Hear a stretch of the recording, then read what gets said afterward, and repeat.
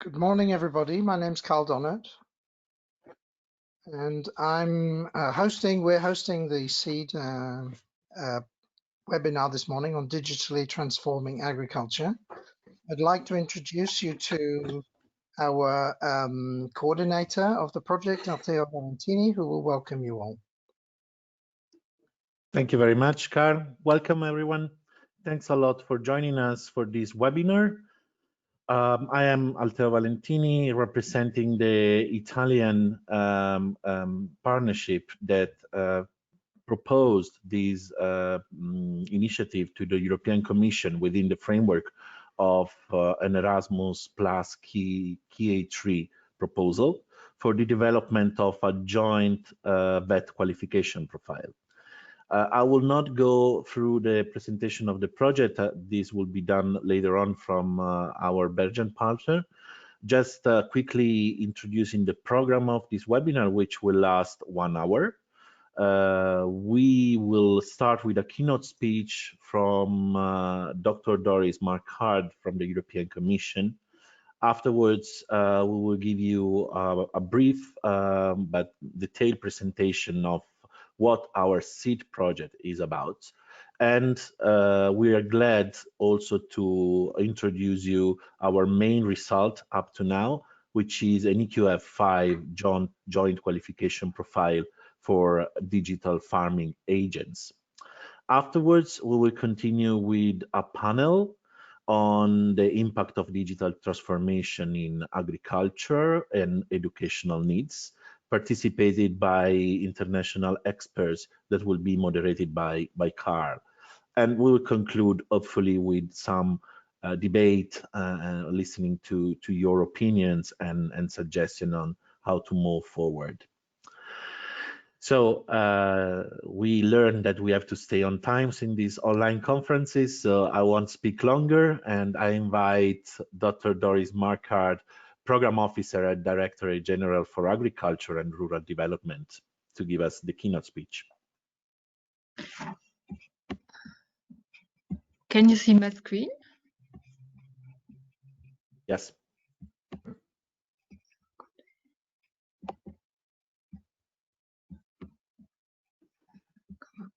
Kann aber meine PowerPoint nicht. Do you still share my screen? Yes, we have. Cannot. Yeah, we see your screen and you're hearing you loud and clear. Okay. I cannot see my screen anymore.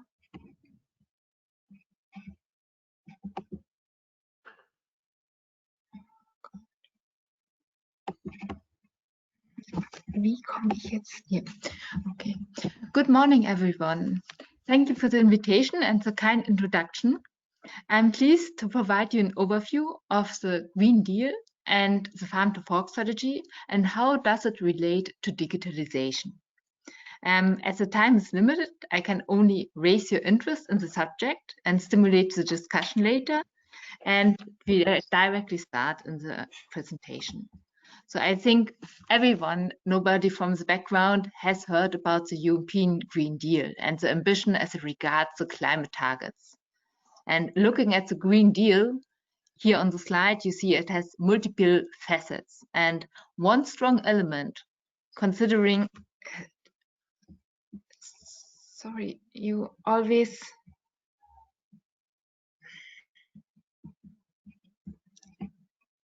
somebody always changes back to the cameras. I cannot.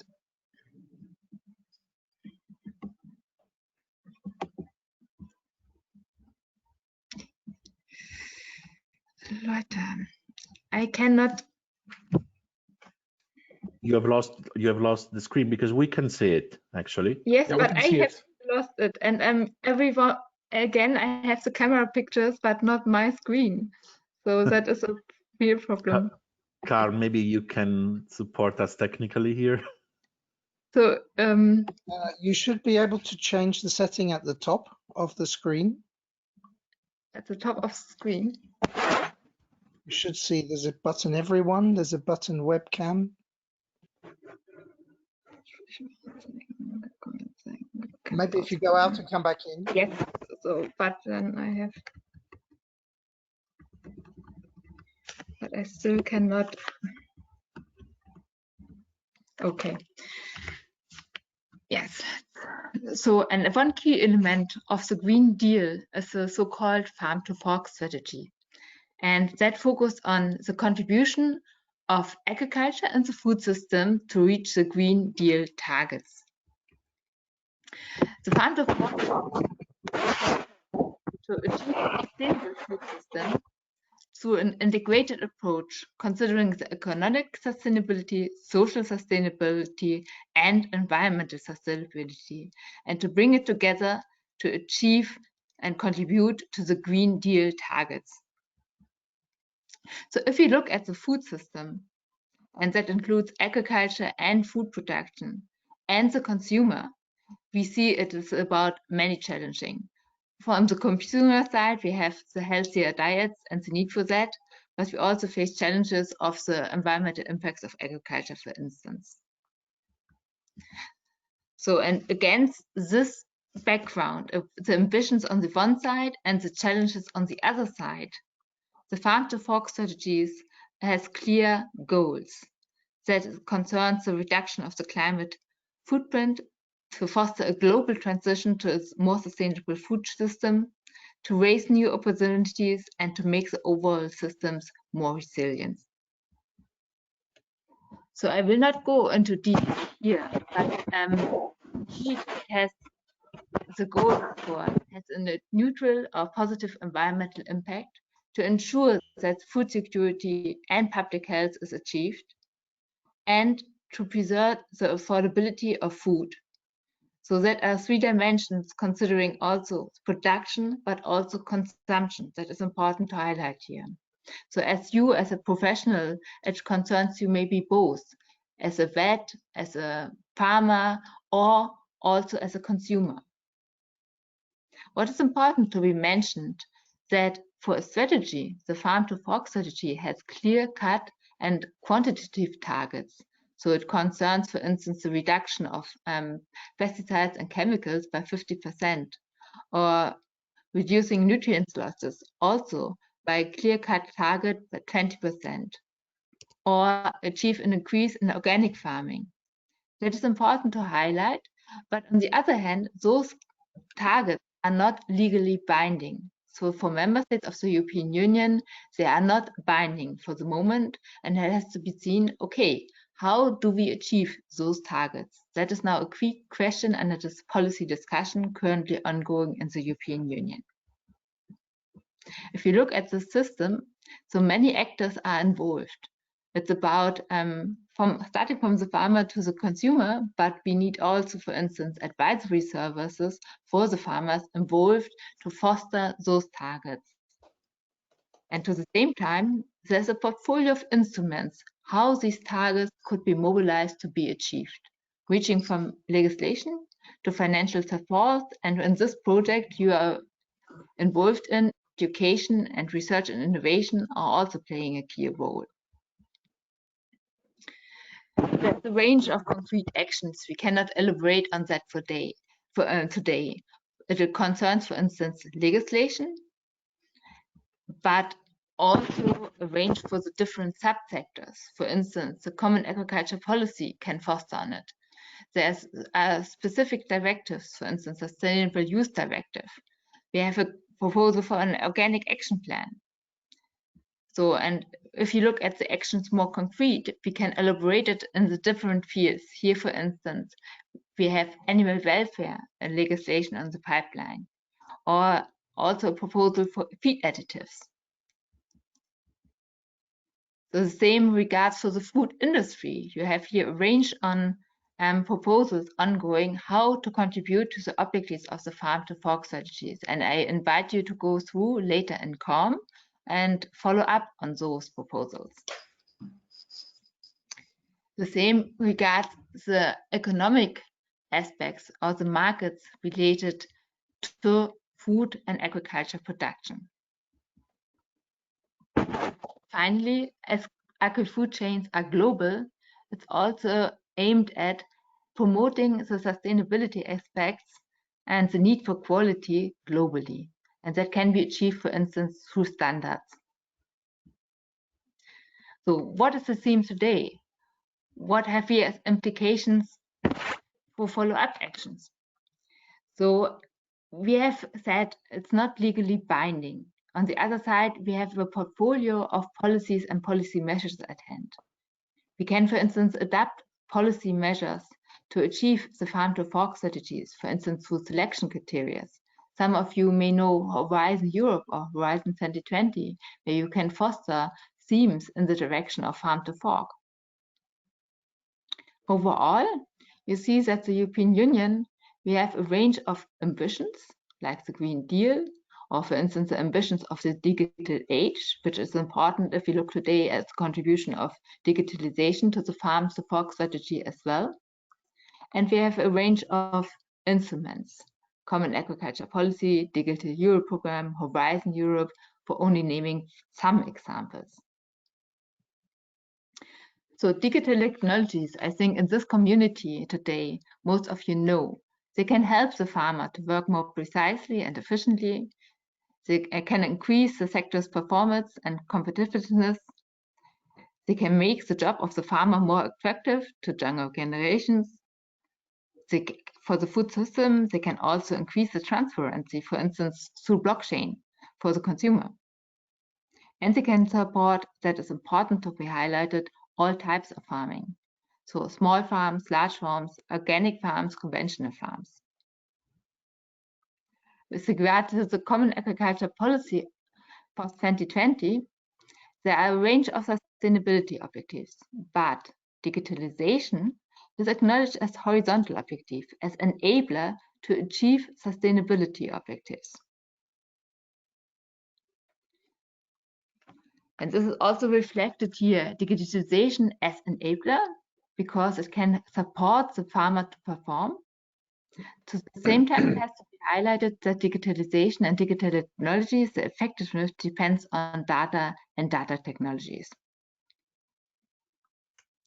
If we look at the situation in the European Union, we can see that the potential of digital technologies is not fully exploited.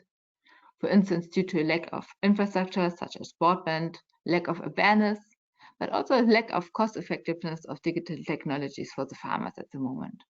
Finally, there's also a lack of trust in the operation of technologies, but also in data sharing. If we now look back to the specific targets of the Farm to Fork strategy, we can say, okay, one aim is to reduce the share of pesticides and the use of it. And here, digital technologies can help to reduce it through, for instance, precision farming technologies. The challenge remains still that we have to assess the emissions reduction potential achieved through precision technologies, and there we still have to make efforts to be able to do so. In general, if we foster digitalization in the agriculture sector, we have to also keep in mind that we have some more challenges to approach. On the one hand, it's maybe the ability to monitor and benchmark what do we really achieve through digitalization? Can we measure it and quantify it as it regards the emission reduction potential? We have to see that we avoid a digital divide between regions, because some are stronger economically or with regard to the access to broadband, but also between of types of farms. And we have to prepare the rural communities for the change in employment structures through the use of digital technologies. So what can we do for fully exploiting the potential of digital technologies? So for sure, one prerequisite is strengthening the broadband capacities. Another important aspect, and I think that is important for your project, is the support of the development of digital skills, not only at the level of the farmers, but also at the level of the advisors, for instance. We have to enable the exchange of information across the European Union and across the different stakeholders. We have to provide advisory services. We have to facilitate for the farmers' investments in higher digital technologies. We also have to provide data and facilitate data sharing. For instance, Earth observation data is a quite valuable input to many precision farming applications. And we have to promote targeted research and innovation, particularly research and innovation which is not driven by the private sector, because, for instance, small farmers are not the most important investors. So there, for instance, research, public-funded research and innovation can help. Finally, I would like to raise your awareness to one digital declaration, where exactly those ambitions to foster sustainable digitalization of the agriculture sector in the European Union and of rural areas is aimed at. So many member states of the European Union signed those declarations in 2019, and it's a self-commitment by member states to joint action. And it's acknowledged that joint action by all member states together is needed to enable the sector to become stronger in digitalization. So it's not only the common agriculture policy, but to achieve synergies also between the different programs offered in the European Union, and also to jointly invest in digital and data infrastructure, because that does not only start at the level of the farm, but also the backing up infrastructure. So I mentioned, for instance, the availability of data. For that, we need data infrastructure as well. So, or to have a joint so-called testing and experimentation facilities for data technologies, and that is a joint investment, and if all pool the resources together, you can achieve more. And what is very important here, the declaration aims at the cooperation between member states and the multiple stakeholders to bring them together. For that, I would like to thank you for your attention. All information you can find here, and I think the presentations will later chat, and I'm also ready to follow up with further questions. Thank you. Thank you very much, Doris. Thank you for the introduction and the keynote, and lots of information there, lots of possibilities for discussion later on. Attendees, welcome everyone. Please note we are using the chat area if you want to ask any questions. That is the place to write them, and then we will ask your questions to the panel and to Doris later on if we have time. So please use the chat area to ask any questions. So I hand over to my colleague Luc Zwartjes from the University of Ghent, who will introduce the SEED project to you all. Hello, good morning. Let's first start with why do we have this SEED project? We already heard in the keynote the need for the digitalization in agriculture, and there's not only this need because of the agriculture itself, but also environmentally spoken. Well, if we look at the project itself, we went, in fact, starting from a study that was conducted by Cisco and Digital Transformation Institute about the impact of digital transformation on the agri-food supply chain. This was a study which was produced some years ago, and in that study, in fact, some questions were asked. The first question, how is the digital transformation impacting the agri-food chain? What is the situation for the moment, the state of art about it? What digital technologies have a bigger impact on different sectors chain, like meat, fish, or whatever, but also on the transversally interested sectors like logistics, security, traceability, public controls. How is this dealing? And how is it assessing to highlight the cross-chain contact points? So 4 questions were asked in that study. And if we look at results, I know it's rather small, but we can provide you the document, although it's in Italian. But if you look at it, you have when you're talking about the meat sector, we can see which technology is used on precision agriculture. This is about GIS, GPS systems, about drones, but also about spectroscopy, about DNA barcoding. When you're talking about the non-destructive testing, it's about all kind of testing on quality, which is going about laser scanning, but also with radiography, about scanner 3D, tomography as well. And then we have the environmental agriculture issues, where we also look at, for instance, the manufacturing system. If we look at supply chain progress, we see on production, transformation and processing, storage, wrapping and packaging, distribution, transport, selling and communication, and consumption, we can see on each of these where the digitalization is already taking place. We notice, for instance, in the case of meat, it's mostly on the production side that is mostly used, and also for when we talk about the RFID, also wrapping, distribution. But if we look at the logistics, security, traceability, we notice some have a high impact possibility, other have a medium, other low. So here we notice for meat, it's mostly on this point. If we're looking at the dairy sector, the milk production, we see something similar. Mostly the precision agriculture already mostly used, but if you're looking about the non-destructive testing, that's less occurring for the moment. Same the fishing industry.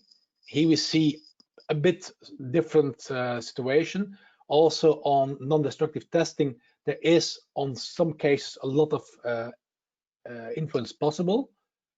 And finally, when we look at the vegetables sector, so the crops, now we notice that, yeah, for a lot of processing transformation, a lot of modern technology already used, and the impact in the side sector is also very big. So the outcome of this study made sure there is a lot possible, but there's still a lot to be done.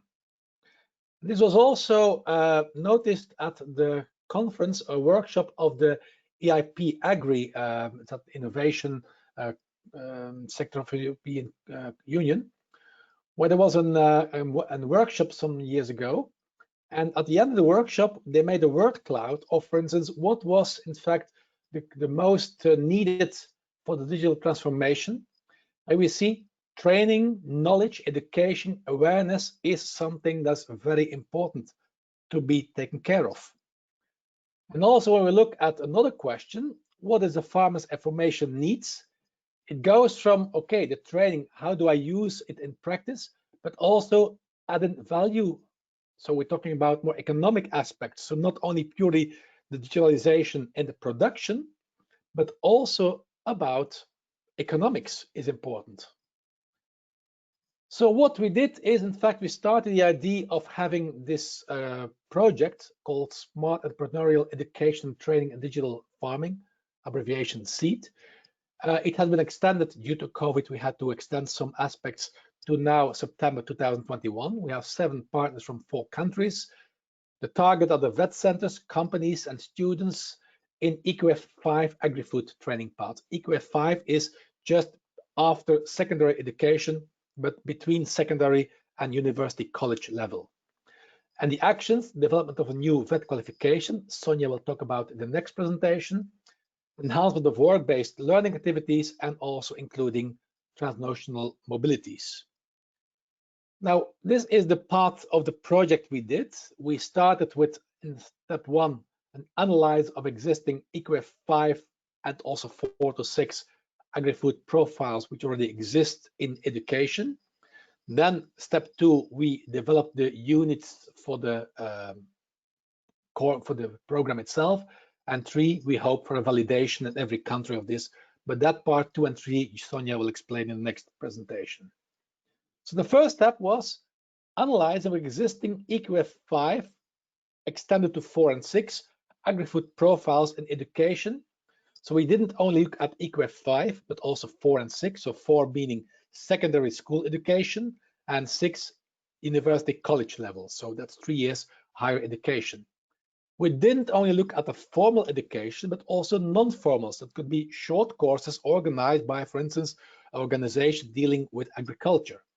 And we didn't only look at the agriculture itself, but also at other aspects that should be part of agriculture, like, for instance, more about economics. So when we did the, going in the wrong direction. When we looked at the result, we went in total for the 4 countries involved. We had 287 courses we went through.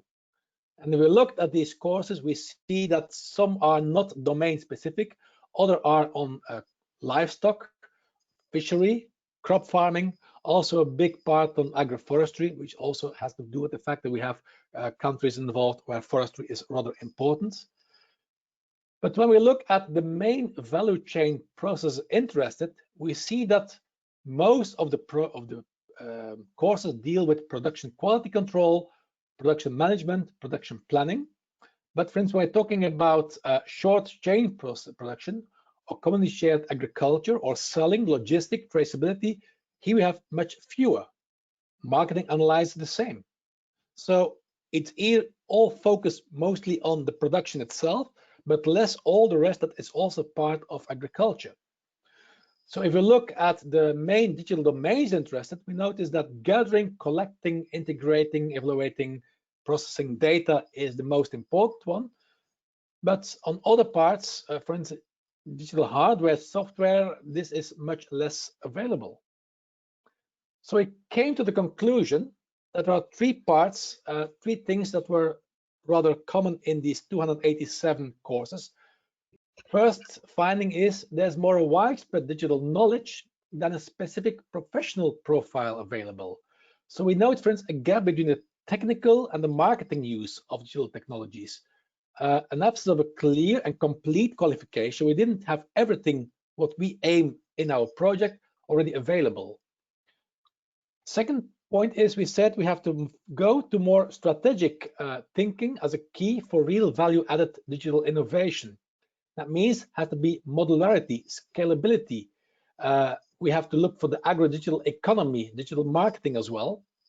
So third finding, the entrepreneurial difficulty to manage decision-making processes.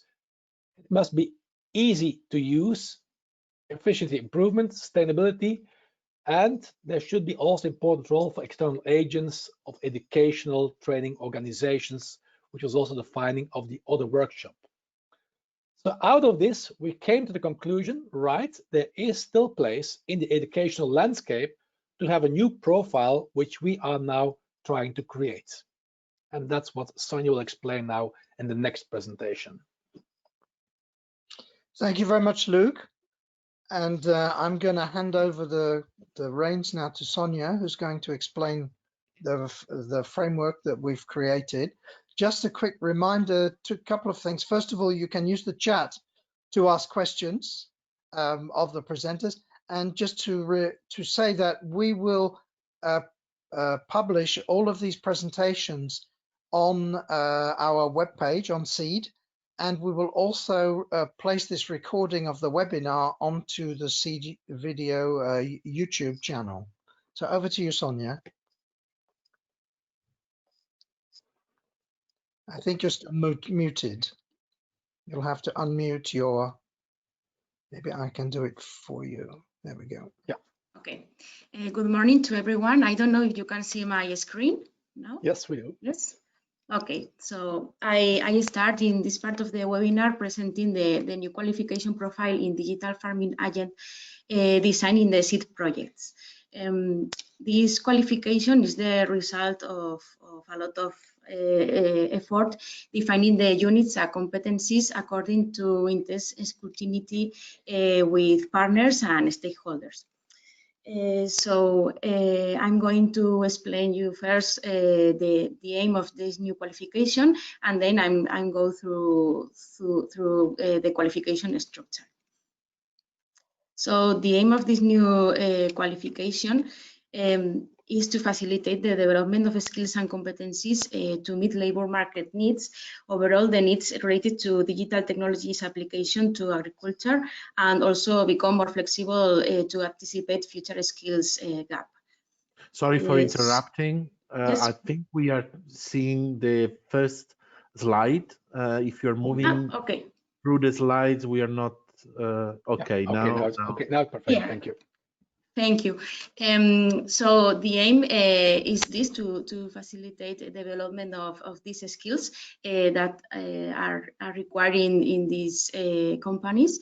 And the digital farming agent may be seen as a firm consultant specialized in analysis, feasibility study, business evaluation, and technology change management, but also to give support in the implementation and learning by uses processes. This agent has to be a connective role between supply and demand of digital applications. So the new qualification is strongly oriented to the practical application to the agribusiness sector, especially for small and medium-sized companies, and is accordingly to the 5 EQF level that is assumed during all the work we have done in this project.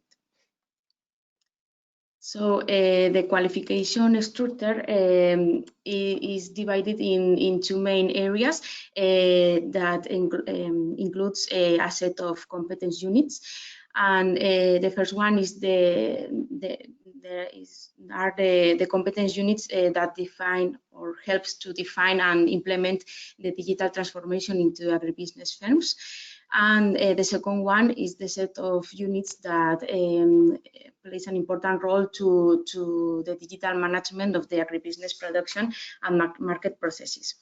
But it is also very important to take into account the sectors and the application domains specificities to have a strong technical and practical qualification and covering the digital application in farming processes. So we include a set of units that complement these other two set of units that are domain-related competence units. That are more responsive to the different contexts, useful also in order to innovate the more traditional local qualification. So the core units, the main two core units I told you before are divided into agribusiness core unit, digital core unit, and innovation core unit. Regarding the agribusiness, it includes all the economic knowledge foundation and skills regarding business models and competitive drivers, logic and organization of production, logistic and selling processes, and integration in the value chain. According to digital core units, here we include the technical knowledge foundation and skills for information and data literacy, communication and collaboration, digital content creation, and problem solving according to agribusiness specificities. And the last one is the innovation core unit that includes units about where learning the knowledge and skills necessaries to understanding the threat and the opportunities, carrying on feasibility studies, defining the correct approach, and implement the use action in terms of project management and change management. So here is a slide, a summary of what I said before. The core units, and in each one the topics we included in each one. So for example, for agribusiness, the topics are agribusiness economy, business models, production models, marketing and selling models. The digital part is related with information and data literacy, communication and collaboration, digital content creation and problem solving. And the innovation one, we include competencies related to foundations, digital transformation, feasibility study and project management, and change management. Then, as I told you before, we included a very important part of the competence units related to domain application. So we define for topics that are strategic planning and sustainable management, precision agriculture, agri-food value and added services, and digital marketing and e-commerce.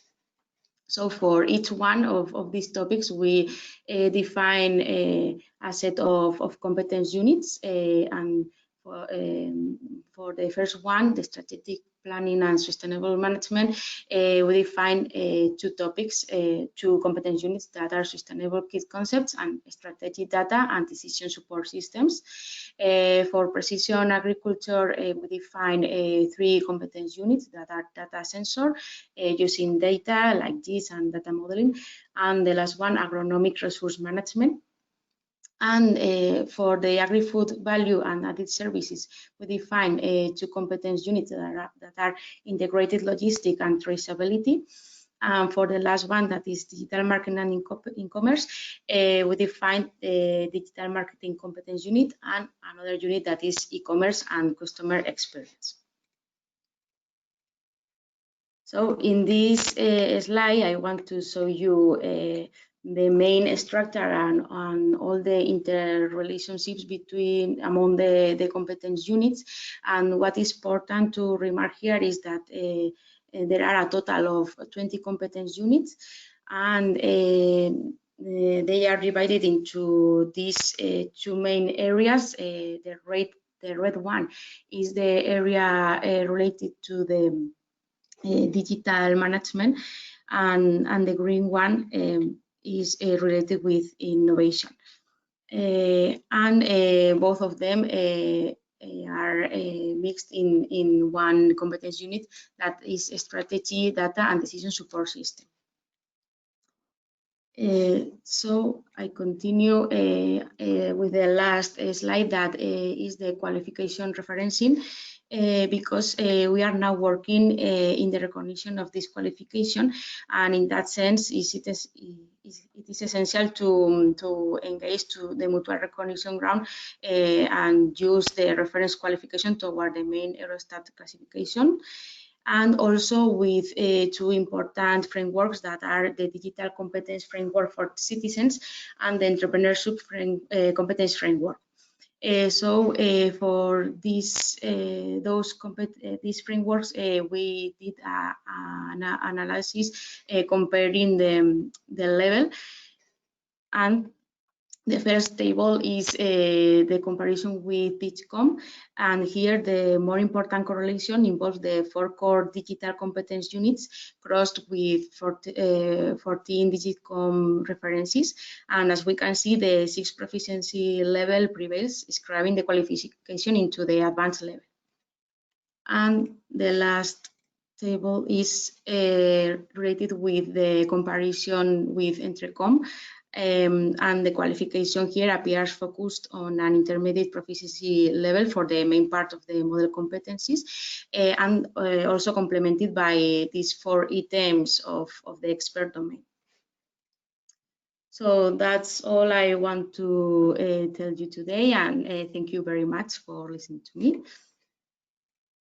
Thank you very much, Sonia, for the presentation of the framework which has been produced. As I mentioned earlier, we will put all the presentations onto the SEED website, and the recording of this webinar will be placed on the YouTube channel of the network. I also invite you to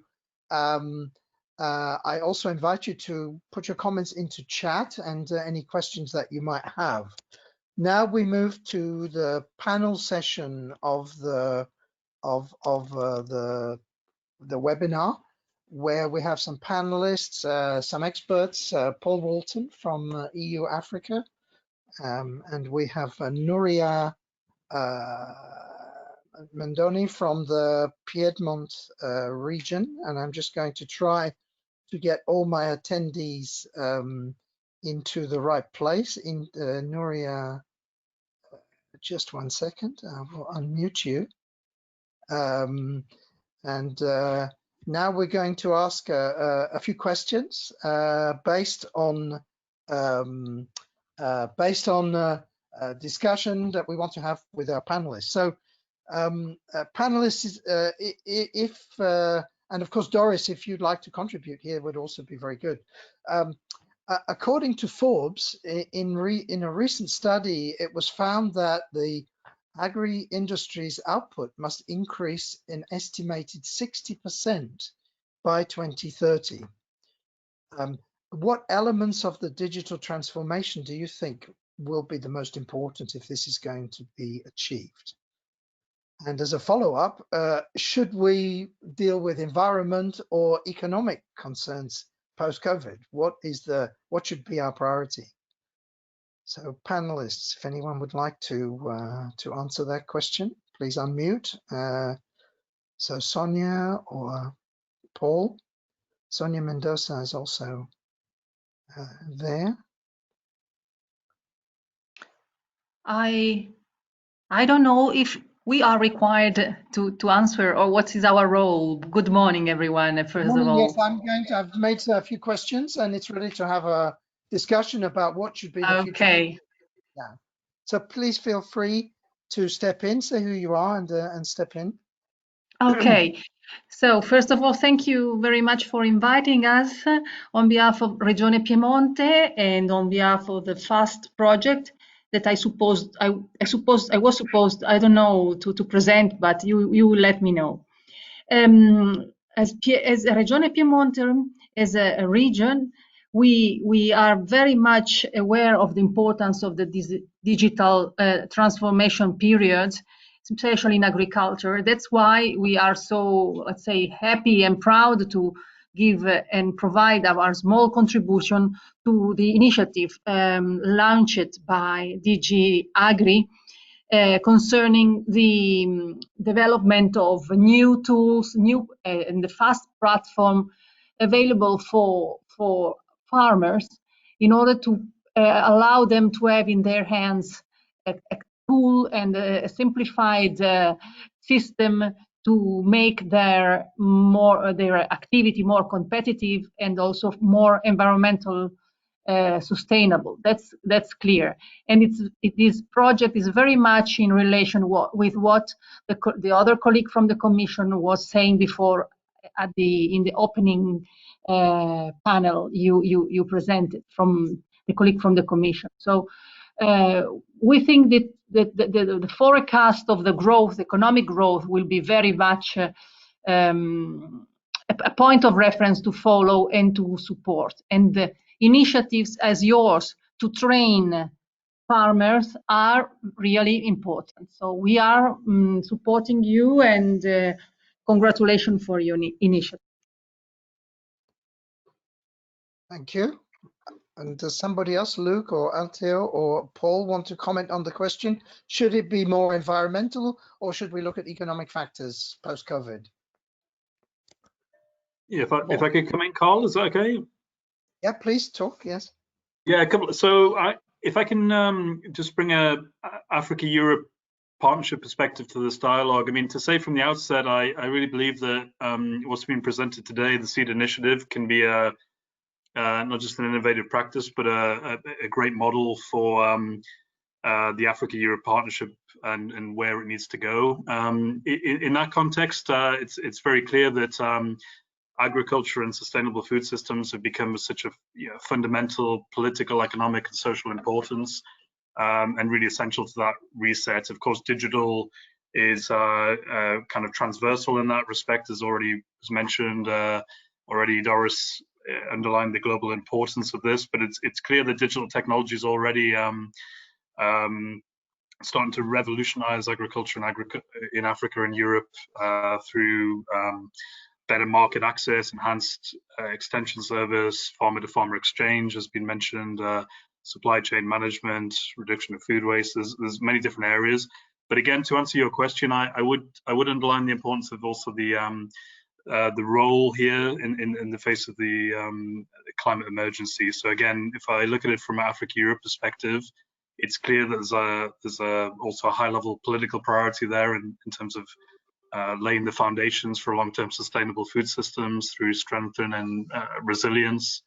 There's potential, again, when we look at next year's programming in terms of what Africa and Europe can do in the international arena, whether it's the COP26 that leads to the COP27 in Africa, the UN Food Systems Summit.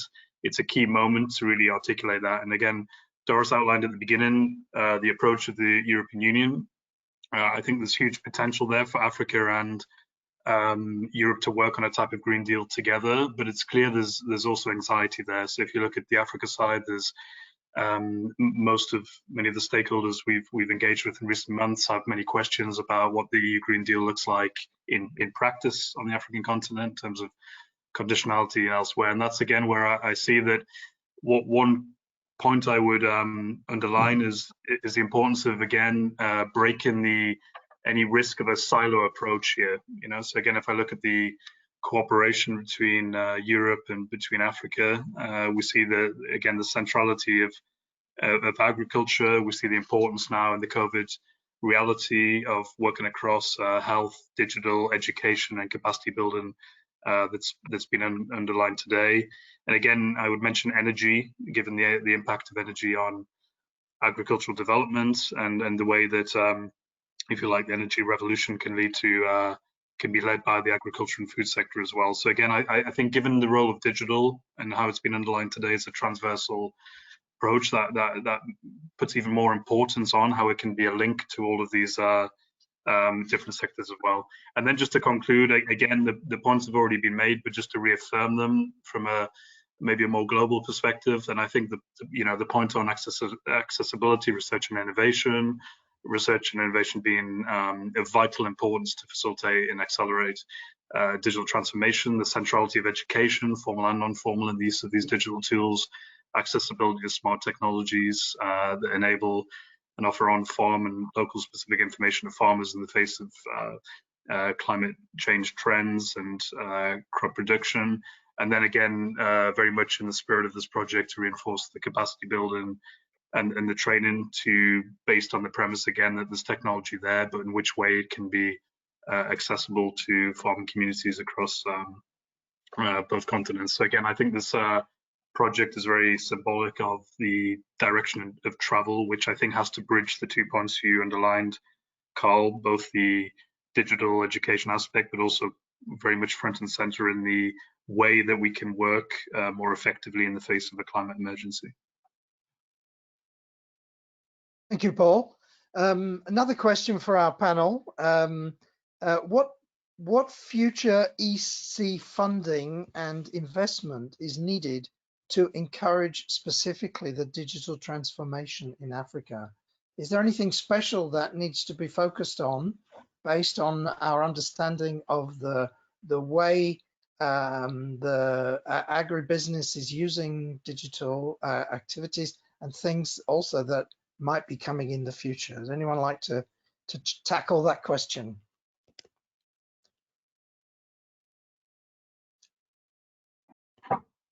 For me, I think what is very interesting is we heard earlier the rise of data, the importance of data, but I was thinking also of the Internet of Things and the digital artificial intelligence and things like that, things that are on the cusp of becoming important technologies. Do you think we need some sort of special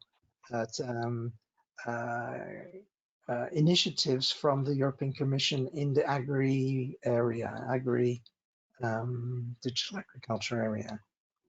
So if nobody takes the floor, I can maybe make one comment. Thank you.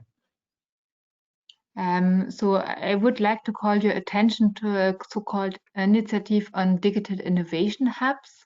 That is exactly capacity building, not directly for farmers, but bringing together the digital experts with the end users, which can be farmers or also in other sectors, to transform and adapt digital solutions or also solutions for data technologies to the specific use situations. So not all solutions are directly transferable, for instance, from the agriculture sector in Europe to Africa, but we have the approach of digital innovation hubs in different regions already in the European Union. And this approach is now also transferred to Africa and should exactly facilitate such capacity building in the deployment of digital and data infrastructure. So that is one example, but for sure we are curious to learn from your community more where you see needs. So, and we can listen and then to try to embed it in the programming of the forthcoming funding period, for instance, in Horizon Europe or other programs. Thank you. Thank you. Yeah, one of the interesting questions in the project as we were developing it is we sort of foresaw the arrival of almost a new job that was created because of the digital developments, and these were digital experts who would be the advisors to the farmers. So they would become a little bit like freelance experts who would be contractable to farmers and farming organizations, who would be the people who transfer the innovation. And although we didn't create the qualification there, we feel that that is something that might be relevant in the future. I hear, Althea, maybe you want to comment on this or something else. Yeah, Paul, I will just leave you very quickly the speech, but something where I see possible follow-up opportunities for our project and for the exploitation of the seed qualification is the program, the pilot program that Erasmus Plus started last year in the vocational training field with Africa countries. So mobility grants scheme that has been just initiated, and I really hope that in the next programming period it will be founded. If the 17th goal of sustainable development goals of the United Nations agenda is building partnership for the goals, then I think that through exchanging knowledge and experiences between the countries, this could really become a reality. Paul, please. Yeah, just to reaffirm that on this question, I do believe that definitely I agree with the point on data and AI. I fully back the importance of filling the gap between, if you like, data expertise and leaders from the agriculture sectors. Again, mobility and exchange and partnership building, as Theo's just mentioned, being at the heart of all of that. And that would link me just to a second quick point, which is, again, the importance of the funding instruments being sophisticated enough to acknowledge these interlinkages across sectors, to acknowledge that education development is very much linked to the debate today on digital and agriculture, as I mentioned, other sectors like health and energy.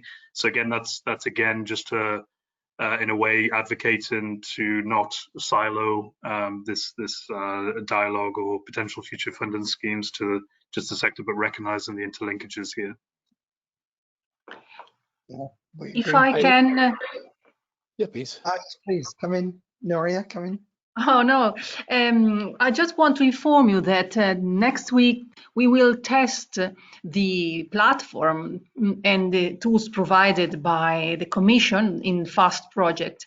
And it will be in these days, concretely with our farmers, we are testing what you were mentioning before, that is the possibility of save energy, save fertilizers, respect the environment, and include in this new community of digital users and digital farmers all the actors, that is not only the farmers, but the national and regional paying agency and the advisors, because the goal, the first test of farm platform will be related to the fertilization plan of the parcels of the farmers, in order to make more effective, to save fertilizers, and to respect more accurately the environment. So including all these new competence, and I don't want to forget all the Copernicus and satellite aspects related to it. The application will be multiple, will be can be applied in other fields and aspects of agriculture, and for sure also in other parts of our planet, because satellites are covering the whole surface of the planet. So as Alteo was saying, the possible development of project as a seed, it means possible development of training and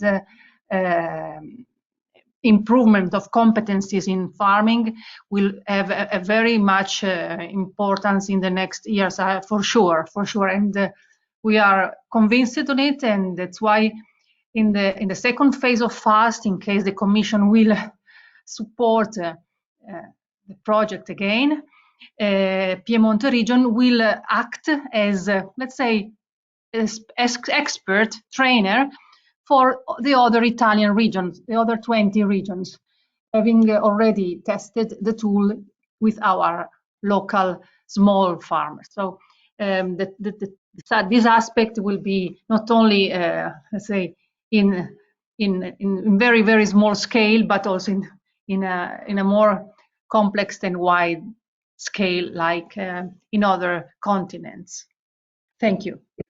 Thank you, Nuria. And just to comment, for some reason, Nuria ended up not in the presenters area, so her camera won't work. But she also sent me a really interesting presentation on the FAST program, and we will put that presentation also on the web page, on the program page of this webinar, so you can access it, because it's really astonishing the level of digitalization that is taking place, and the Piedmont region has been one of the test areas for the European Commission FAST network. It's very, very impressive. Luc, over to you. I would just like to add, so there's been a lot of emphasizing on the digitalization of the production itself, and I think on that point already a lot of progress has been made. If I look in various countries, if I look at organizations, states, depending or not, who are dealing to help farmers in going in that digital period, I don't see really the main problem there, unless maybe the financial part, because when you're talking about using more and more drones or robotics in farming, that costs, of course, a lot. And that will be a problem maybe for the future of the family farmers. But I think that the COVID crisis also made very clear that what we proposed, the SEED project, to also have an import for the entrepreneurial and innovative part, this is important. Due to COVID, for instance, many companies in Belgium, and I think in many countries, were not able to get their seasonal workers on the fields. So I think about the farming in the Limburg region. We're talking about the fruits. Well, okay, the normal seasonal workers were not allowed to come due to COVID. So that means we have problems there, that part of the harvest had not been harvested. That's one thing. I just heard yesterday in the news that due to the COVID crisis, for instance, the price of the milk has declined completely, which brings, of course, for the farmers a lot of extra costs. And that means at that moment we should try to help them to be innovative. Okay, what are another new means, new ways to think about farming? And that is, I think, important also in what we do in the SEED project, to take part of this aspect as well. Yeah, creating a new entrepreneurial class, people who will take the innovation and transfer the knowledge.